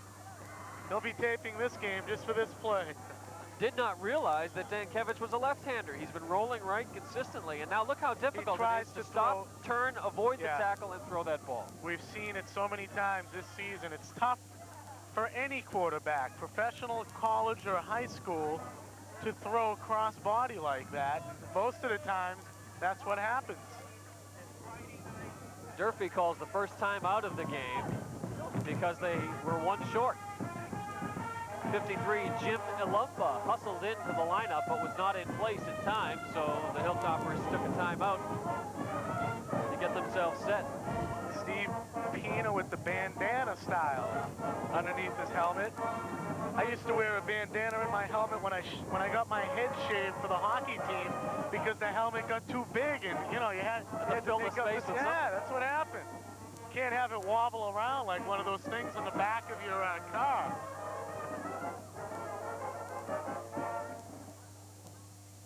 First and 10 Boxers at the 21-yard line, and breaking into the open is Corey Montero. Montero inside the 10 for the first down. We've seen him punting earlier in the season. He's not a complete stranger to game action. 2 rushes, 16 yards. We accounted for everybody. We got Alexander at the center. I think Sabilon. so. We got Mike Shreve at left tackle. Alan Bursey in.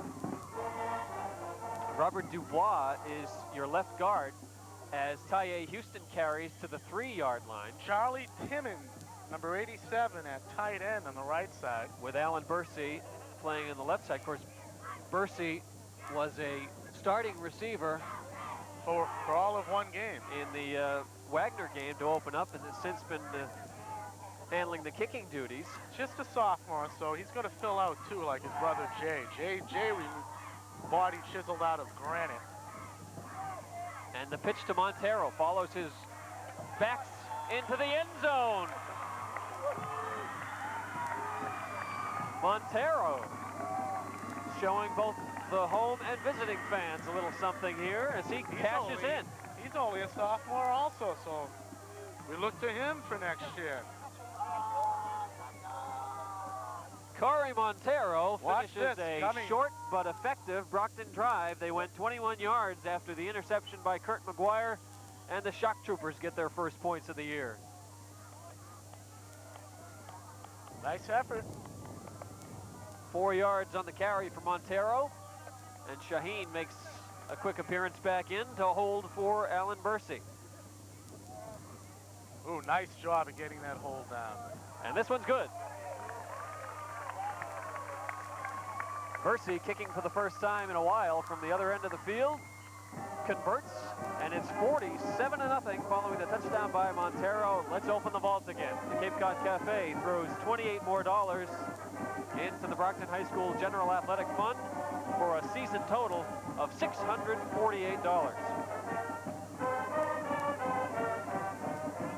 I tell you, it's been a big day. We started this game with $484, and we're up to $648. Remember, Jimmy Jamoulis thought it might reach the 1,000 mark today. It realistically could get into the 800s if Armin Colombo kept his starters in for the whole game. So we're at 6:48 with 9:25 to play. Still lots of time for the Shock Troopers to get that ball back.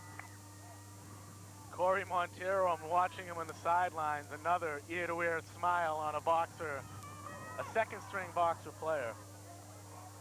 Just accepting congratulations now from Charles Simmons on that sideline.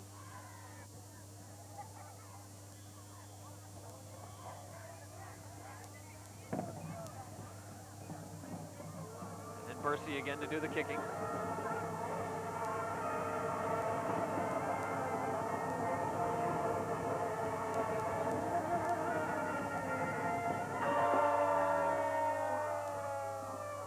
Will be Brian Pacheco, rather.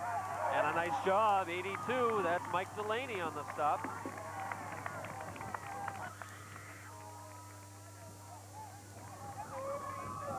Well, they had the penalty on the kickoff back in the third quarter, Sure. which was a good call, but still an understandable act of over-aggressiveness. A little too much enthusiasm there, but otherwise the special teams coverage has been excellent today. A lot. It's improved a lot from last week. Dion Young almost broke one in for a touchdown last week. Neil Dankevich leads the Hilltoppers out for 1st and 10 at their 24. Flag flies. Scott Marchand with the run.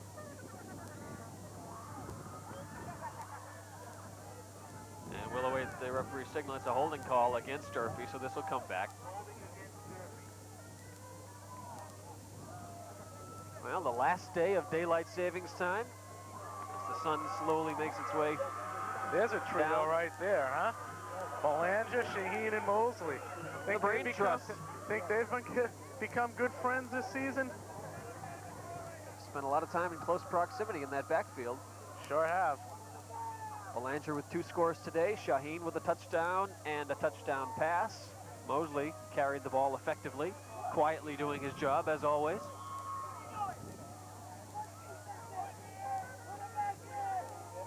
And this one goes all the way back to the 14-yard line. You know, looking at Lucian Belanger, the Boston Globe Awards are doing a Division I Player of the Year. He's got to be a strong candidate for that this season. Just for his all-around excellence as a leader on and off the field, and doing the job at every position he's played. On the offensive line in the early going, in that linebacker spot, he's one of the best around. And ever since taking over in the backfield, I think we got a loose ball again. We got a Brockton possession again. The Boxers take over. Dankevich scrambled and then lost the ball. And the Shock Troops get another shot from in close. The only real opposition I think Lucian will have is Justin Bork from Dedham, who's been piling up the yardage against these weak teams. But if you look for overall talent on offense and defense, I don't think you're going to find a better player than number 35 for the Brockton Boxers. No, there have been some outstanding individual performances. Cy Butler at Weston High is still an excellent quarterback, runs the ball extremely well. But Belanger does everything he's asked to do, and then some today with a 77-yard touchdown pass, a touchdown run, as Montero goes for pay dirt. From the 14-yard line to the 12-yard carry from Montero as he looks for his second touchdown. Uh-oh, I see the Brockton freshman team arriving up here. They could see some time today. Durfee's, they're in a tough position right now. You mentioned it early on, basketball. It's a basketball town. Just like Brockton's a football town. First and goal from the 2. Tye Houston, touchdown. You know, Tim, before we went up with today's game, I made a prediction, 49-0. Brockton outdid itself, and believe it or not, they're letting the clock run, and I agree with that. Last time I saw this happen was Brockton leading 40-0 over Cambridge at halftime a couple Thanksgivings ago. It frequently was Cambridge when that decision was made to let the clock run out in the 4th quarter. It's down to 6:35 now as Tye Houston goes in from 2 yards out to cap what was an abbreviated 14-yard drive started by the fumble recovery, and it's blocked. The extra point attempt blocked, so Alan Bursey still having problems. Having trouble as this one is knocked down before it gets up. Still, $24 more will go into the Brockton High School Athletic Fund from the Cape Cod Cafe, giving us $672 on the season. That's almost a $200 payday. We're close, and we're not done yet. No, we're not. The clock stopped now after the extra point with 6:13 to play. Well, we talk about the rebuilding in Durfee, and absolutely, this is a basketball school. It's a big school. Basketball is the tradition. Skippy Karam is the legendary coach and athletic director, not implying that maybe basketball gets any special advantage from that dual role, but that's what they're known for here.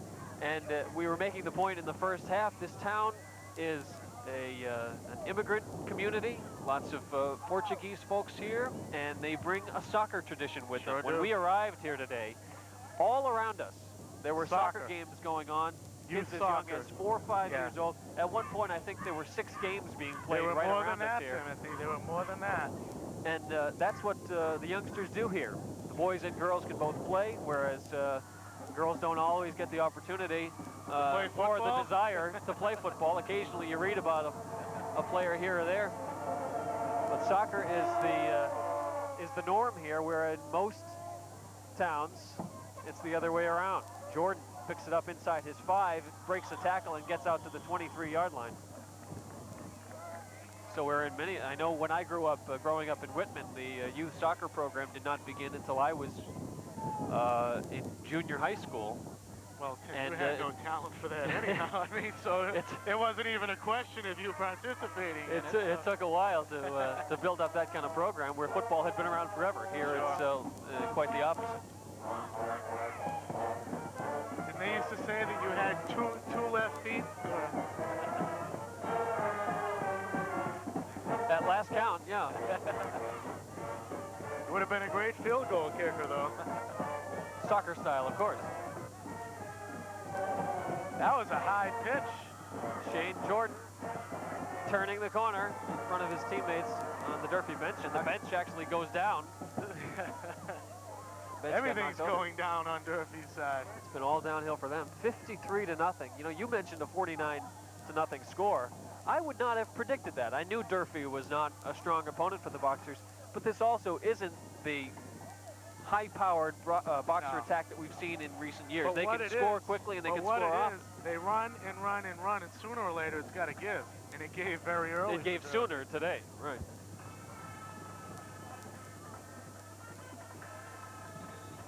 Over the left side for a short gain.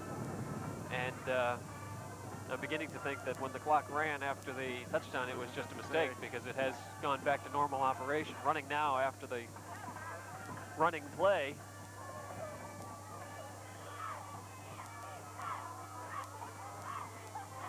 Five-minute mark.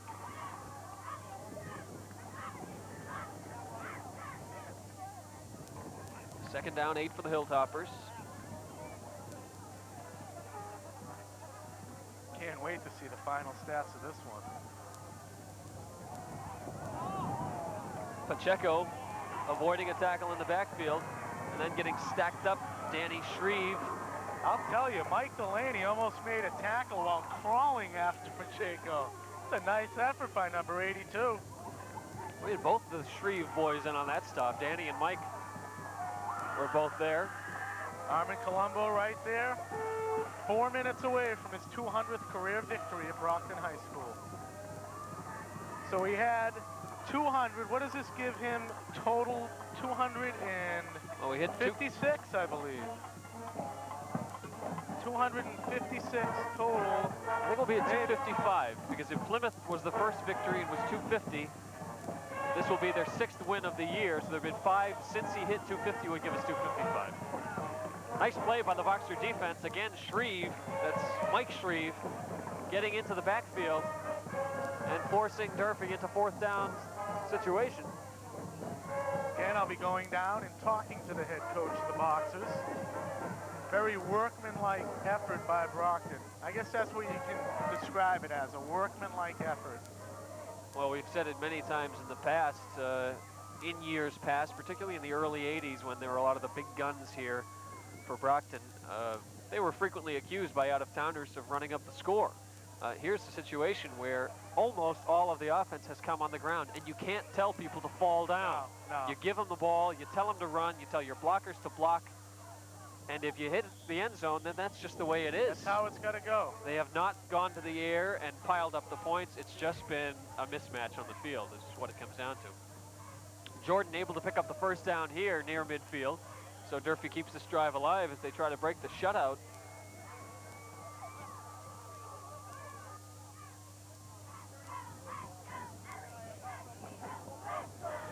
$53-0 is our score. The Boxers looking to improve to 6-1. While Durfee likely to fall to 1-5 here. Brockton will hold on to their #1 ranking. Dankevich, straight drop.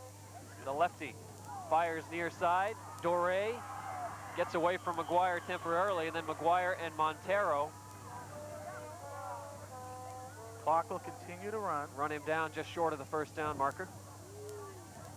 We're down near the 2-minute mark. So Dankevich completing the pass. He's getting some valuable experience too. Again, Peter Sunnison, the normal starter for Durfee, out of the lineup with the shoulder injury. Costa, who started last week in his place, started again today, but Dankevich came in to replace Costa and has been there ever since through good times and bad, mostly bad. Dankevich to throw again. Durfee does want to score.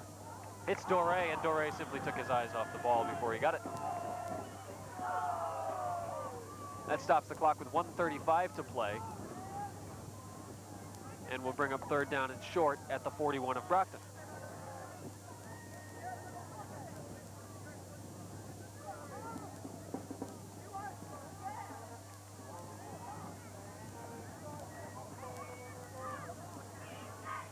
So a chance for the Boxer starters to get a breather and become spectators for a time here.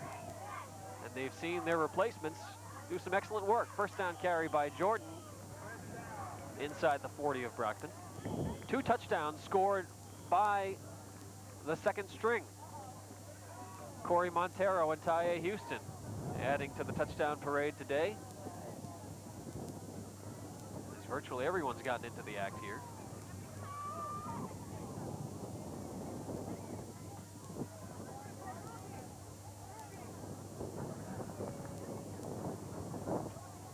Brockton will also go to 1-0 in the Big 3 conference. Durfee, of course, to 0-1. With just the New Bedford game left for the Boxers. Dankevich hit as he releases the ball. Doré, and broken up. Coverage on the play was tight by Peter DeJulius. And after the ball got tipped by Doré, Alan Bursey came back to help out and nearly pulled it down. So the clock stops now with 46 seconds left to play.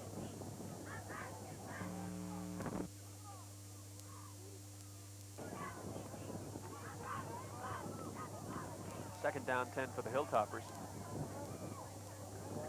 Again, the winner of the Big 3 conference, provided that winner has a better than 500 mark, goes into one of the 2 Division I playoff games, as the Boxers did last year, winning the Big 3 conference. Dankevich in trouble. Houston hit him first. Montero came and put a lick on him too, along with McGuire, and a flag goes down. It looks like a face mask, and it is, so a tough break for the defense as they pick up the sack, but it'll be nullified by the penalty with 38 seconds left. all kinds of provisions need to be satisfied in the determination of which teams will go to the postseason game. The Boxers getting in a year ago and getting revenge against St. John's for their opening day loss, but this year that sort of scenario could not happen because a change in the rules by the MIAA. As Bursey gets the interception, Dankiewicz nailed by Montero, and Alan Bursey off to the races. Stopped at the 30-yard line of Durfee. Bursey, the big return, showing some speed, and the clock runs out, so we'll finish it on that high note. Third interception of the day for the Boxer secondary, and it puts a nice cap on this overwhelming victory by the Boxers.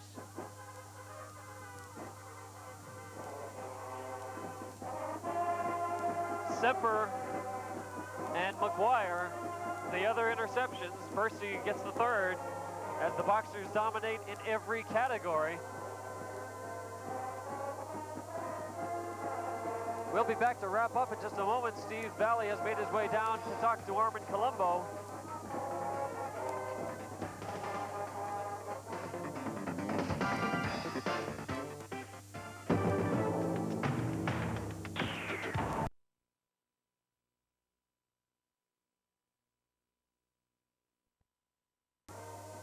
Armin, what I was describing it up at the booth, a workmanlike effort for Brockton. Yeah, I think that's what we stated before the game, that great football teams play great all the time, regardless of who or when they play.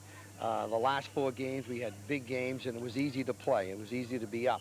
And this type of game, a team with a 1-4 record and less people at the game, etc. The real fine football teams are ready to play regardless of the circumstances. And I thought in the first half we were a little bit flat.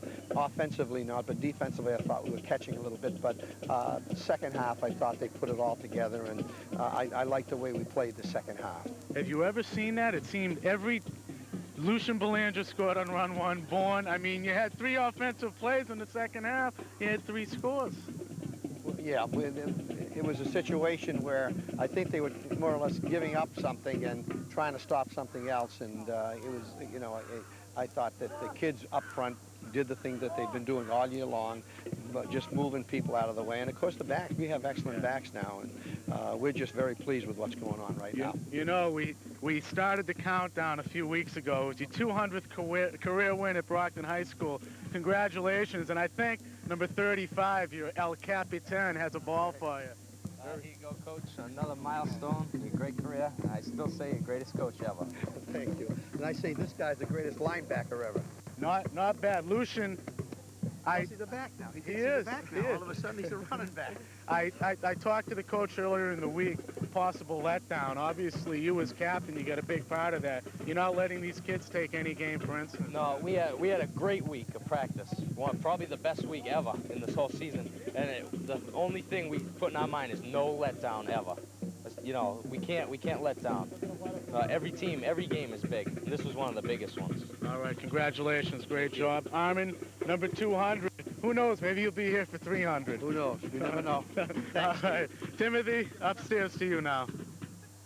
All right, and our congratulations. A week ago, we were congratulating Armin on a birthday, and this is a different milestone. 200 career victories at Brockton High School. He gets the game ball from Captain Lucian Belanger, and he gets a 53-0 shellacking from his boys against the Durfee Hilltoppers. We'll come back to wrap it up and tell you about the Cape Cod Cafe MVP in just a moment.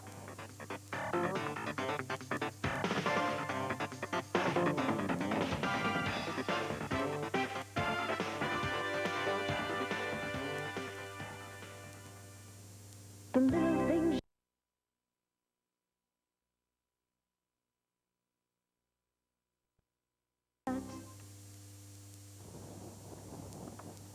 So, the Boxers come down, do exactly what they have to do, and walk out with a pretty no-pain victory. A low-maintenance kind of effort today, 53-0. Everybody got in the act. Mike Shaheen, the first touchdown, and Mike Bourne adding to the total in the first quarter. Belanger scores from 77 yards out in the second, and then in the second half, Belanger on the run, Shaheen to Landers for the the only touchdown pass of the day, Bourne. And then the shock troops came in, they did the job too. Corey Montero and Tye Houston. I didn't think it was ever going to stop there, Tim. I'm watching you read there. Yeah, so it takes a long time to run through the story. It was that type of a game. Durfee's, they're Division I, but, you know, they're not in Brockton's class, and it really showed today. And the numbers will bear it out as well. The Boxers completely dominating in every category, as the passing game for neither team was not a factor. The wind made it too difficult for Durfee to get anything going, and the Boxers simply didn't need to pass it. You see the 56 yards. They outgained them almost 300%. 326 yards rushing. Wow. Unbelievable. And you see the time of possession virtually even because the Boxers scored so quickly. Remember the third quarter, I asked Armin that, have you ever seen anything so fast? And I mean, we say that Brockton's not explosive, but a running attack can be very explosive, as shown today. With Bourne, Belanger, I mean, you give them one chance when they overpower a team, they're going to create some excitement. And creating some excitement today, our Cape Cod Cafe MVP. He's quarterback Mike Shaheen. He's done the job week in and week out. He's improved each week, in my estimation, showing an awful lot of poise when pressured today, showing talent carrying the ball, throwing the ball, doing everything a quarterback needs to do. He's become a real leader on the field. And Mike Shaheen going in for the score here, the first touchdown of the day, the first of many. And Mike Shaheen is our Cape Cod Cafe player of the game. So congratulations, Mike, and keep it up as the Boxers head for Central Mass next week, up Route 2 to Leominster High School. What camera are we at? We're over here. There we are. And we're the only ones left, so we'll wrap it up and send you off to Leominster next Friday night. We hope you can make the trip up there. It's always a lot of fun to see the Boxers take on the Blue Devils up in Central Mass. That's Friday night, and we'll be back home for New Bedford a couple of weeks, so we'll see you then.